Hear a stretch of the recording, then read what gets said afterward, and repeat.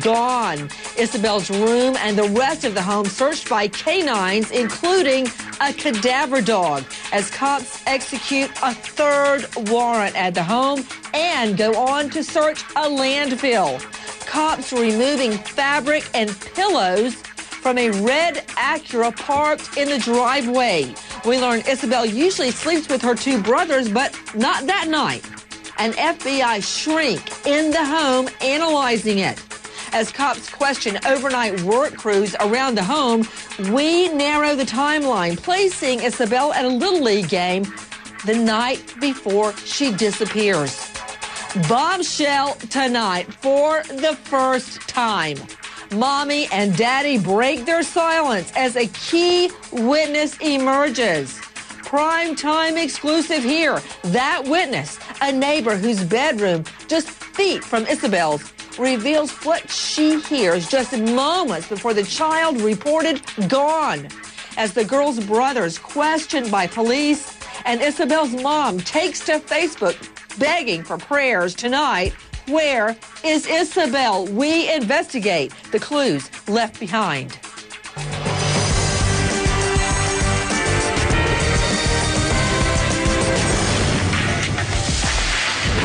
We are here today to plea for a safe return of our baby girl Isabel.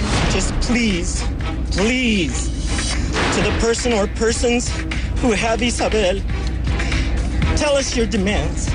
Tell us what you want. A very emotional mother and father for the first time speaking out. We don't want the focus to be taken off Isabel by us being in front of the cameras. A possible key eyewitness. My bedroom is right here.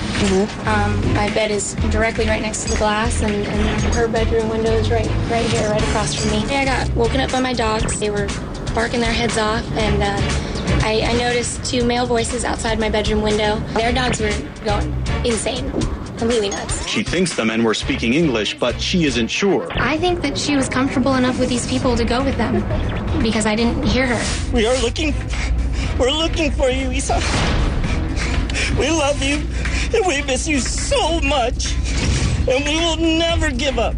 We will never give up looking for you.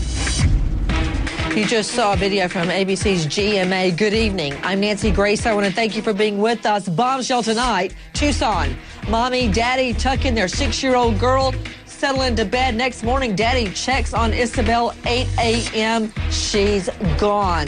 For the first time, Mommy and Daddy break their silence as a key witness emerges. A neighbor whose bedroom just feet from Isabel's reveals what she hears just moments before the child reported gone. That neighbor with us live and taking your calls straight out. First to Paul Birmingham, news director, KNST. Tell me the latest, Paul. Absolutely, Nancy. The past 24 hours, a lot of breaking developments in this story. That key eyewitness emerging. This is Alicia Stardivant, who I know you're going to have on your show coming up here. She lives right next door, reports hearing men's voices, hearing dogs going crazy, both her dogs as well as the Celis' dogs. This is critical because it helps narrow the timeline. The time that she heard this will fit into all of this case. Also, that other key development yesterday, the parents speaking, first Becky Celis. And this is important because up to this point, Tucson police were not even identifying the family. But now we know the parents, Becky, first speaking to all of the people around the world, millions of people who are praying and volunteering. She wanted to thank them, thanking Detective Tony Sabori with the Tucson Police Department and his elite team for all their hard work.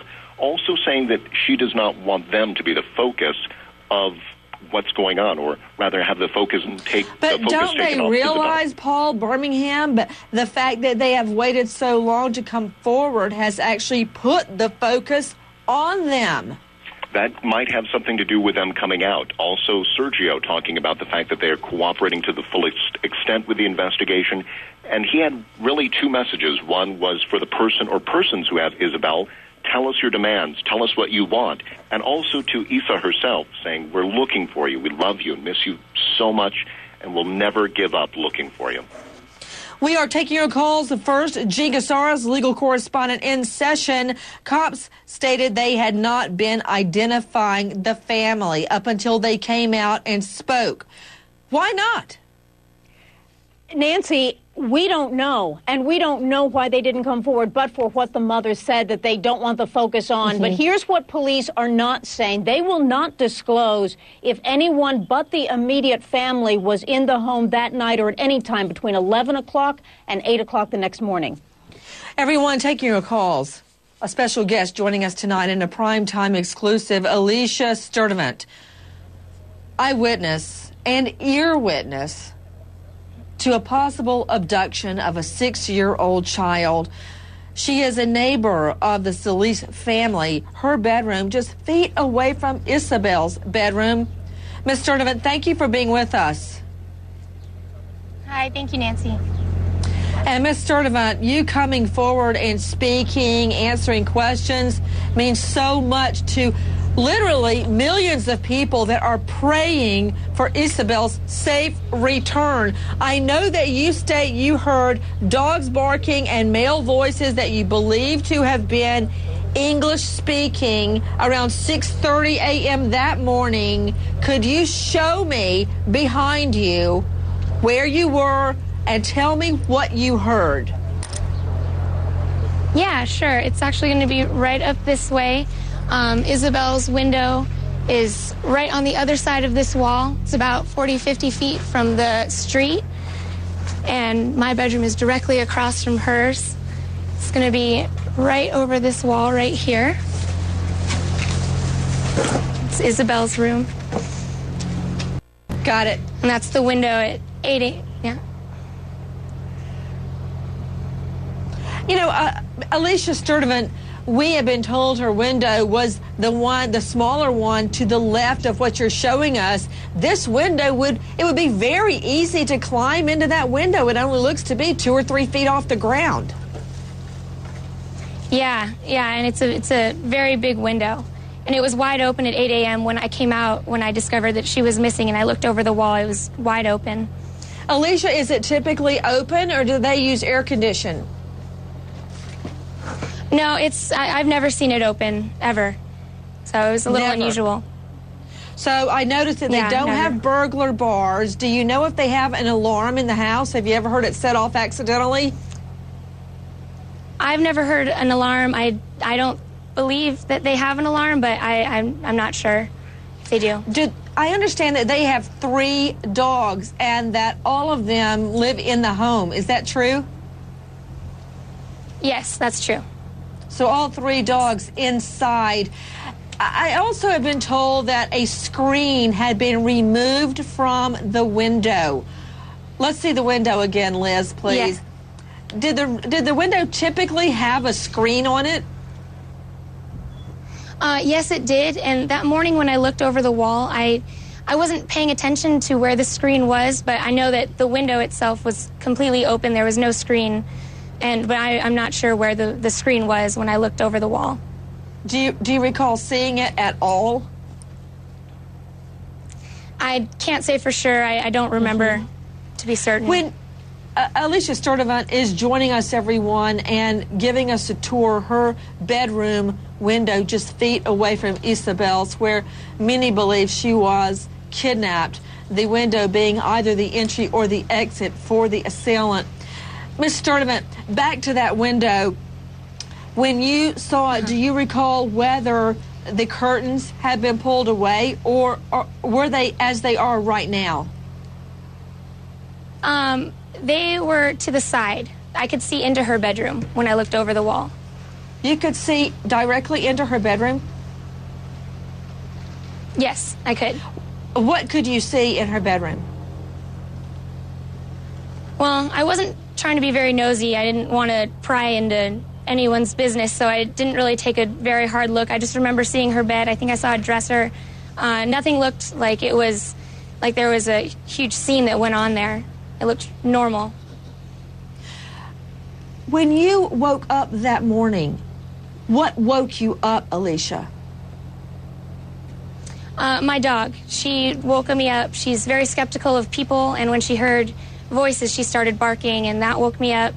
And that's when I noticed the male voices, multiple male voices, and I noticed that the Celis' dogs were going crazy. And they bark a lot, but this was a different type of barking. This was a very, very frantic barking.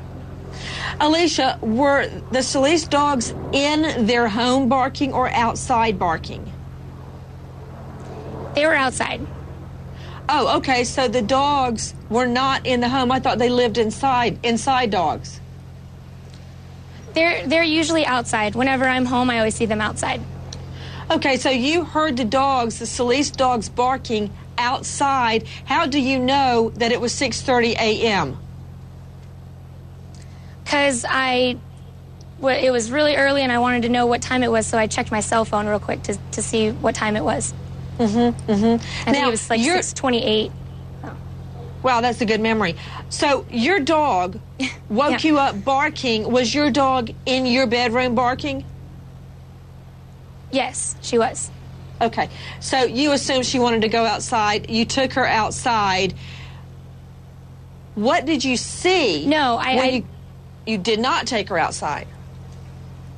No, I didn't. They stay indoors with me until I get up, and I knew that she was barking at the male voices, and so I just told her to be quiet and go back to sleep, unfortunately, and I did the same. I didn't get up. I didn't think it was unusual because it was daylight outside, and it was just, I thought someone was walking around for a morning walk.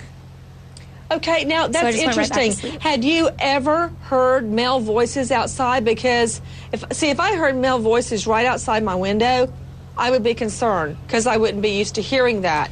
In Manhattan, you hear fire trucks and police cars and traffic horns, but a male voice, that would surprise me. So can you hear voices typically outside your bedroom window? That's something that I probably should have paid more attention to, because this breezeway between my house and theirs, no one ever uses it. They have no reason to use it except for me, because my entrance is in the back of the alley. So I should have thought that was a little odd, because I've never heard voices outside my window before, and I'm the only one that walks through here. But I should have paid more attention. Actually, you know what, Alicia? What you did here is invaluable. So you hear male voices. What leads you to think they were English-speaking voices? Did you make out any of the words said? I didn't. I wasn't paying a lot of attention. I was really tired. I remember hearing English. I think. I wasn't paying a lot of attention, but it didn't seem like it was a language that I wouldn't understand, that I didn't understand. Do you recall any of the words? Voices. What were they saying? No, I don't recall anything. It sounded to me like they were having a conversation. No yelling, no screaming, no struggling, just that they were having a conversation. And were they speaking in low tones so no one would hear them, or was it like someone walking through? Well, my windows are really thin. I can hear everything, so I haven't tested the theory, but I assume that they were talking a little quieter. I mean, I could understand that there were people talking, but I couldn't hear exactly what they were saying. So, did you recognize the voice? Would you recognize anyone in the Celis family? Would you recognize, for instance, the brothers or Mr. Celis? Unfortunately not. I don't have a lot of contact with them, so I don't know what they sound like. And it was a brief moment that I heard these male voices outside, so I don't know if I'd be able to recall it again. On a desperate search to find Isabel Celis, We've returned our baby girl, Isabel. Eyewitness comes forward with new clues about what may have happened. It is plausible that someone entered that house, a stranger. To the person or persons who have Isabel, tell us your demands. We have not received a ransom note of any kind. We are taking your calls, and joining me right now, special guest, a guest who is emerging as a crucial witness in the search for Isabel Celis. Alicia Sturdivant, the next-door neighbor whose bedroom window only feet from Isabel's. Alicia, again, thank you for being with us. After you heard the male voices that morning, 6:30 a.m., I assume you tried to go back to sleep. What was the next thing you heard? The next thing I heard was a knock on my front door from her uncle and an officer saying that Isabel was missing. What time was that? At 8 o'clock. So at 8 a.m., are you sure of that time? It might have been 8:05. It was definitely 8-ish. Okay. It was because right after I know 8. that they called police around 8 a.m. Did you happen to hear, or can you hear, Miss Celis when she leaves in the morning for her job as a nurse? I can't. No. I don't know exactly when she leaves for work in the morning. So between your dog barking and their dogs barking, when was it you went back along that alleyway and looked at Isabel's window? Yes. When? Oh, What sorry. time? It was right after they told me. I put on some clothes and I looked over the wall. So it was probably like 8:15 maybe. When the uncle came to talk to you, what did he ask? He asked if I had seen a little girl that was missing. He didn't right away say that it was his niece. And then later, when I came out, the officer told me it was his niece. When you spoke to police, what was their line of questioning? What did they want to know? Pretty much everything that you're asking me, what I did the night before on Friday night when I came home, and who I was with, that sort of thing. Alicia, have you had any interaction with Isa or the family before? No, just in friendly passing, saying hello. I always saw the kids playing out front or in the backyard with the dogs, but no conversations or anything of that nature. We are here today to plea. Just please, to the person or persons who have Isabel. A very emotional plea from little Isabel's parents. Tell us your demands. Maybe hearing the potential people that took her. But still no sign of Isabel. Welcome back, everyone. We are taking your calls, and joining me is crucial witness Alicia Sturdivant. She is a neighbor of the Celis, whose bedroom window is just feet from Isa's. Alicia, again, thank you for taking your time to be with us and explain all of this to literally millions of people that are praying and looking for Isa. Alicia, you say that you had just had normal conversations with neighbors. Tell me about the Celis. I understand they're a very close-knit family. They always seemed like it. Again, I never had real personal connections with them, but they always seemed like a very happy family. Nothing ever unusual would go on. The kids seemed very, very happy, and it's sad that it happened to a family that seems so close and so tight-knit.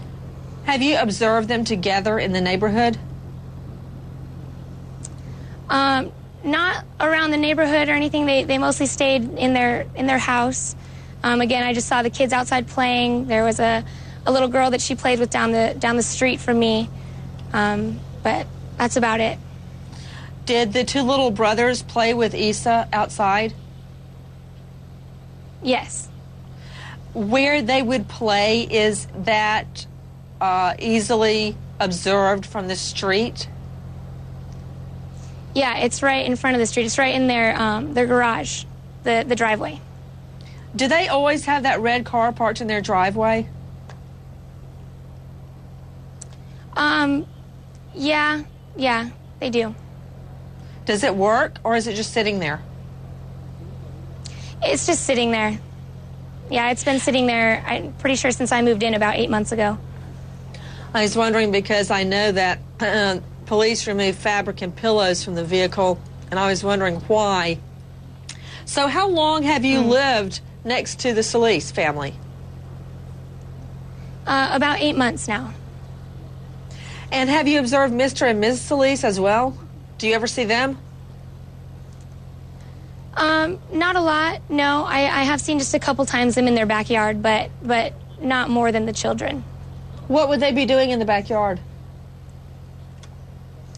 I think feeding the dogs. Like, I didn't want to be nosy and look over the wall, but just feeding the dogs, making dinner. Alicia, sort of have you ever observed a lot of foot traffic in and out? Do they have a lot of visitors in the home? No, they don't. I've never seen any other people besides them really come visit and their family. No strange activity, no strange cars. Just seemed like a quiet house.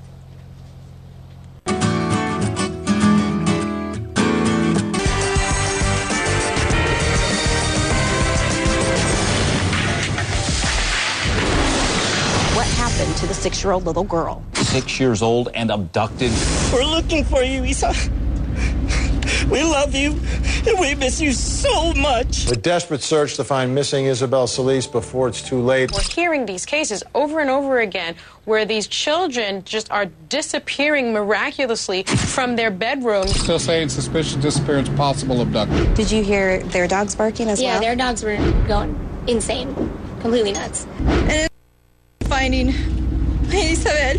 Wait and hope little Isabel is found safe and sound. We are not ruling out essentially anybody as suspect. I did notice that it was multiple male voices. Plea for a safe return of our baby girl Isabel. We will do anything for her.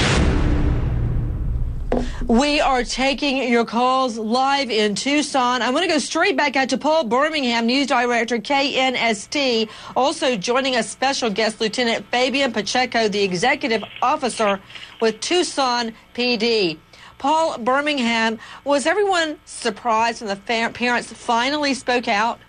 I don't know if surprise is the right word. That is a good word for it, but certainly relieved to a certain extent, because here we could put a face with these victims. And that's the reason that TPD was giving that they weren't identifying the family publicly, was that they are considered victims. But absolutely, when that press conference came down, you could hear a pin drop there where the Celis family was, and also TVs and radios across the city tuned to that statement that they were finally making, breaking their silence. And joining us, special guest Rick Moore, the owner of Moore Security Services. His business has surveillance cameras actually pointed toward the Celis family home. Rick Moore, thank you for being with us. Thank you, Nancy. Rick, how is it, may I ask, that you have surveillance cameras that are pointing toward the family home? Well, that is quite a coincidence. But what happens is I have a showroom right here in the back alley about 30 yards from the front door of the Celis residence. So because our employees park their vehicles here, and of course we want to make sure that nobody breaks into our showroom and our security store, we have cameras in the back, and they happen to be pointing right at the alley and right at the Celis family residence street. Wow. Joining me right now, Lieutenant Fabian Pacheco, Executive Officer, Tucson PD. Lieutenant, thank you for being with us. Thank you for having me, Nancy. Lieutenant, I know this must be a really hard job for you and your men and women. I recall as a prosecutor dealing with cases where children are victims. I still remember the cases, and that was years ago. I know your team is trying everything they can. How important was it to you for the family to speak out, the mom and dad? Hasn't it increased your tips? Yes, they have, and it is very important. However, it's also equally important to recognize that we never discouraged the family from speaking to the media. We passed along the requests, and we even offered our services in facilitating such a request or a plea for help. And that we did exactly that yesterday when they agreed to speak and offer a plea. You know, Lieutenant, I was in law enforcement practically my whole legal career. So when I heard reports that you and the police department had asked the parents not to beg for the return of their child, that didn't make sense to me, because I have been in those situations before. That doesn't mean the family's got to answer a bunch of crazy questions that, you know, reporters want to ask. But for the public to see this family and to connect with them is very, very important.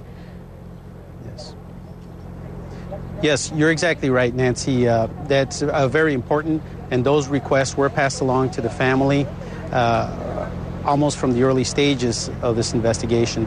And again, it's entirely up to them. We want to help out and assist and facilitate that should they choose to do that. And yesterday they did. And again, thank you for that. You know, Lieutenant Fabian Pacheco, everyone joining us, answering your questions, his men and women working literally around the clock trying to find this little girl. Lieutenant, a lot of people are reporting that you have scaled back the search, but in my analysis, it's going from fact-finding to fact analysis. Please respond to reporters stating you're scaling back, that you're losing interest in the search for Isa. That is absolutely not true to my understanding. That is absolutely not true. Not at all. We are not losing one bit of interest in this case. What happens is in the surrounding area, you tend to see fewer uniformed officers or detectives going door to door or doing the canvas, so to speak, that we completed from the early stages of this investigation. We conducted 4 complete canvases of this area in a 3-mile wide radius. We went back several times, and we continue to do that to this day. Now, you indicated poring over this information. This is where we're at in an investigative phase. All these lead sheets that we developed over the past 6 days, we have analysts, we have detectives that are working out of our substation, poring over that 8-page document to make sure that there's no detail within that 8-page questionnaire that we're overlooking. We're trying to be as thorough and comprehensive as we possibly can. We still have people going to certain areas where perhaps we haven't reached that comfort level in saying that, okay, are we absolutely sure that we checked everything, the washes, certain alleys, other areas. It's more of a specific search with respect to that. Now, our detectives are back at the office. They're going through these lead sheets, as I indicated. And again, that core group of detectives are working closely with our FBI counterparts. And that leads me, before I forget, to thank those federal law enforcement agencies that are helping us out here, as well as the state, county, and other local agencies. It's been a tremendous and phenomenal support, not just from a law enforcement point of view, but from the community. People wanting to ask, how can we pitch in? How can we help? Can we join the search? And, Lieutenant Fabian Pacheco is with us. Lieutenant, a couple of questions, and I think I know what your answer is going to be. Have any polygraphs been administered? Well, again, we're a pretty large agency with a lot of resources. So in these types of investigations, those are kind of standard practice. Without telling you one way or another to not hurt the investigation, I can assure you that we've done everything possible up to this point. And again, that's part of the thing, that's part of the reason that the Behavioral Analysis Unit is here. Yes. I hear what you're saying. As a former law enforcement, if you've done everything you can, my analysis, I don't expect you to comment, is that you have given a polygraph to every single person that would agree to be strapped up. All right. Why has the FBI gotten involved in this case? Well, as an agency, the Tucson Police Department quickly recognized the gravity and the seriousness of this investigation. And we're going to reach out to anyone who may have more resources or perhaps more sophisticated resources than we may possibly have in here. You know what? I'm glad to hear that, has Pacheco. a lot of experience in this. I'm glad to hear that because you and I both have seen municipalities and other law enforcement. They don't want the FBI to so-called Bigfoot them. To heck with that. I'd get every boot on the ground, everybody in the office, everybody I could to help me crack this case. Lieutenant Fabian Pacheco with us. Lieutenant, fabric was taken out of that red Acura parked in the driveway. Why? Well, without commenting on what exactly was removed from that vehicle, I want to clear up a couple of things. And I think you already know that vehicle is not operable. But that's part of what was included in the overall search warrant. And also to clear up a couple of things, everything that we've done in terms of search of the home has been done with search warrants and according to the law. And why did you need search warrants, Lieutenant? Couldn't you have gotten consent? Yeah, of course, we can always get consent from people. But in the long run, we don't want to run the risk of perhaps losing something later on, because naturally those consent's always going to be challenged as to the voluntariness of course, but Lieutenant willingness Pacheco, of this consent. The only person that could challenge a search warrant in the Celis home would be a Celis family member. The dogs that were barking in the alleyway, according to the neighbor, Alicia Sturdivant, what do you make of her hearing voices? Is that area a common walkway, or is it exclusive pretty much to those two homes? It appears to be exclusive to these two homes. We are looking over that initial interview, and the detective spoke with these neighbors within the early minutes of the investigation back on Saturday. And they did take a tape statement. We're looking over that interview to see, is there anything that we may have missed in there, in that statement? And so far, no. Any idea who those men were? Yeah, at this point, we're looking into that, Nancy. We're certainly looking at that possibility, going back over those statements in that questionnaire.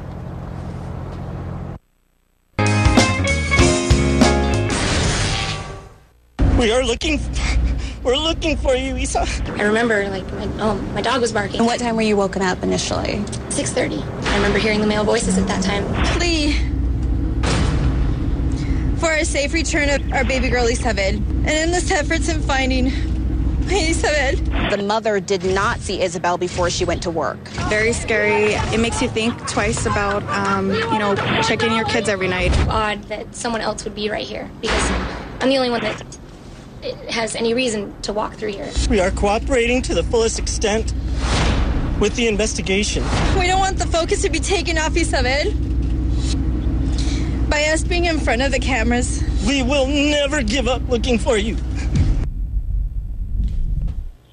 We are taking your calls. Unleash the lawyers. Joining me, Susan Moss, family law attorney, New York. Hugo Rodriguez, defense attorney, Fed with the FBI, Miami. Randy Kessler, defense attorney, Atlanta. Okay, Sue Moss, weigh in. This family needs to be encouraged to remain in front of that camera for at least two reasons. One, if they are not in front of that camera, people are going to think that they are intimately involved in this crime, and that may take the attention off of the search. Secondly, if they are in front of the camera, they will get more airtime. We are losing precious moments. This has got to be a priority of the local press and also of the press of the entire state, because we've got to find this girl. Okay, let's hear it, Rodriguez. What do you make of the feds being brought in and what we just learned from Lieutenant Pacheco and the neighbor, Alicia Sturdivant?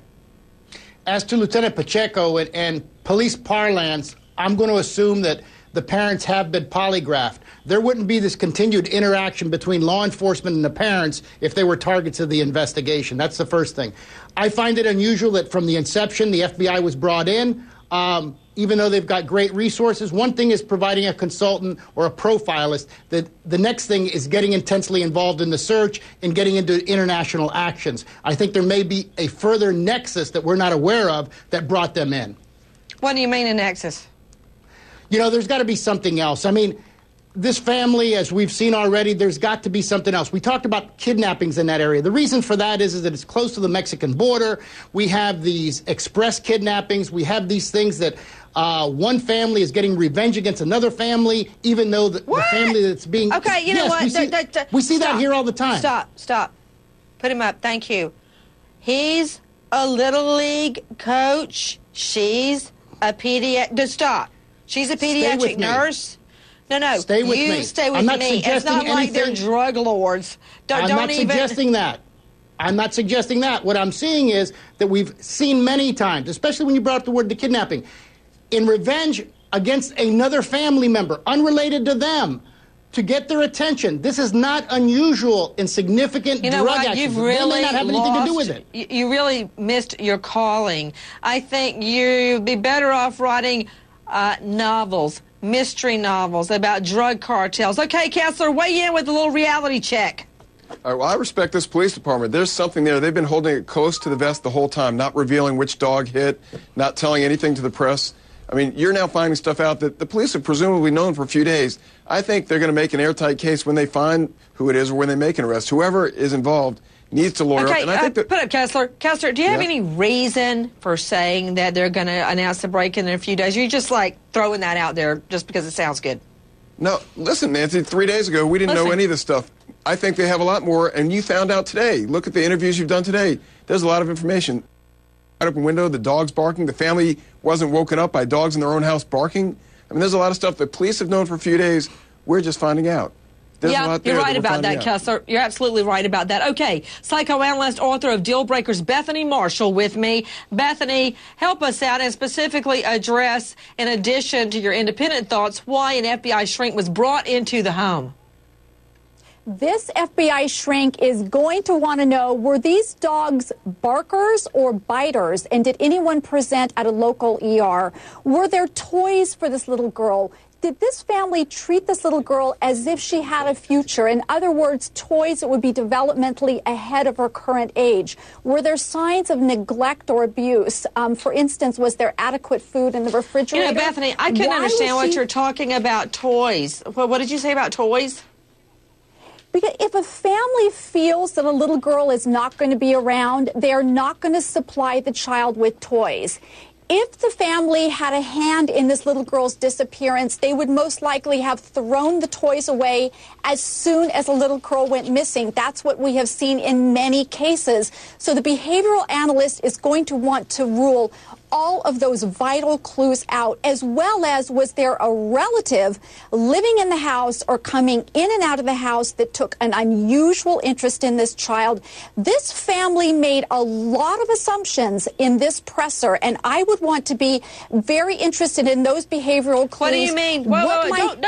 Don't just throw something out there, Bethany. What do you mean the family made a lot of assumptions during the presser?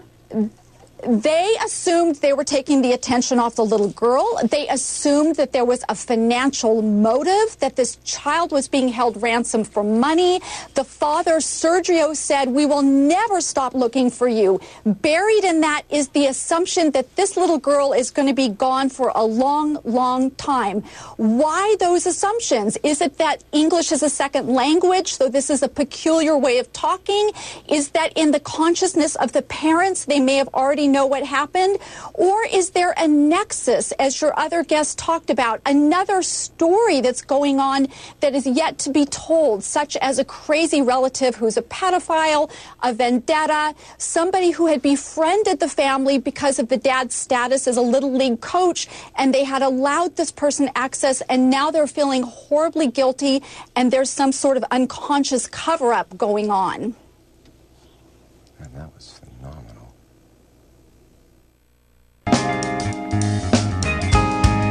Dr. Bill Mannion, New Jersey medical examiner. Dr. Mannion, you must have millions of thoughts on this case. Tell me. Absolutely. I'm sure the police and the forensic people are looking at the grass outside this window. They're looking for any footprints, any sign of maybe someone discarded a cigarette butt. That could be evidence. Also, as they look at the screen, if the screen was removed from the outside, probably some type of a pry bar was used. I'm sure they've taken that screen back, looked at it for fingerprints, and they'll also try to look at that pry mark very carefully and document it. To the lines, Amy, Jennifer, Tennessee. Hi, Jennifer. What's your question? I was curious if they have done DNA testing on the carpet and the fibers found in the car that was in the driveway. Okay. Ellie Josted, what do we know? Nancy, police are telling us that they are doing forensic testing on items that they've taken out of the house, out of the car, but they won't say the status. They won't say what they're testing for. Okay. I want to go to Greg Kading, former LAPD detective. What should the cops be doing now, Greg? Well, fortunately, with this new witness, or at least the one that the public became aware of, that's just invaluable information because it narrows down a timeline. She's saying 6:30 in the morning. Now they can look at that collective videotape from down the street, narrow a timeline, so that could be truly invaluable information. They are going to continue to expand the scope by bringing in outside resources such as the FBI and continue to just look at every single thing. And typically we have a saying in law enforcement, when you have no suspects, everybody's a suspect. And to you, Guyton Borders, missing child advocate, weigh in. Nancy, I promise I'm not trying to stir the pot, but the one thing that just does not sit well with me is if Alicia told the prosecutors or the investigators immediately after they found that she was missing that she heard these voices, why then was there no Amber Alert issued? Let me find out. Gene Casares, don't you have to have a description of a car and so forth for an Amber Alert? There's got to be evidence of an abduction. Hearing voices is not evidence of an abduction. Everyone, tip line 520-882-7463. Let's stop and remember. Please come home. I'll see you tomorrow night, 8 o'clock sharp Eastern. And until then, good night, friend.